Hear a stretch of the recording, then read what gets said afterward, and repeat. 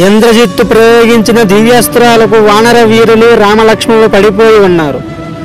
ఇంద్రజిత్తు బాణాల ప్రయోగించకముందే విభీషణుడు పారిపోయాడు. హనుమంతుడికి ఉన్న వరం వలన ఆయనను ఏ అస్త్రం బంధించలేదు.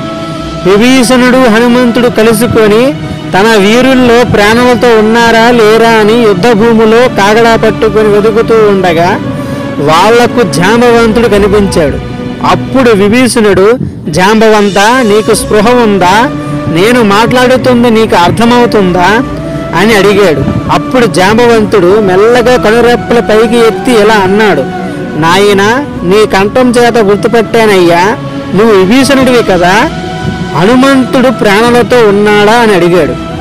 అప్పుడు విభీషణుడు, వానర వీరుల్లో నీవు పెద్దవాడివి, రామలక్ష్మణులు బతికి ఉన్నారా అని అడగకుండా హనుమంతుడు జీవించి ఉన్నాడా అని ఎందుకు అడిగారు అని అన్నాడు. అప్పుడు జాంబవంతుడు, మొత్తం వానర సైన్యమంతా మరణించింది, హనుమంతుడు ఒక్కడు బతికి ఉంటే చాలు, మిగతా వానరులంతా బతికి ఉంటారు. మిగతా వానర సైన్యం బతికి ఉండని, హనుమంతుడు లేకుంటే అందరూ లేనట్టే. హనుమ శక్తి ఏంటో నాకు తెలుసు, హనుమ ఉన్నాడా అని అడిగాడు. అప్పుడు వెంటనే హనుమంతుడు జాంబవంతుడిని పాదాలు పట్టుకొని, తాత, నీకు నేను నమస్కరిస్తున్నాను అని అన్నాడు.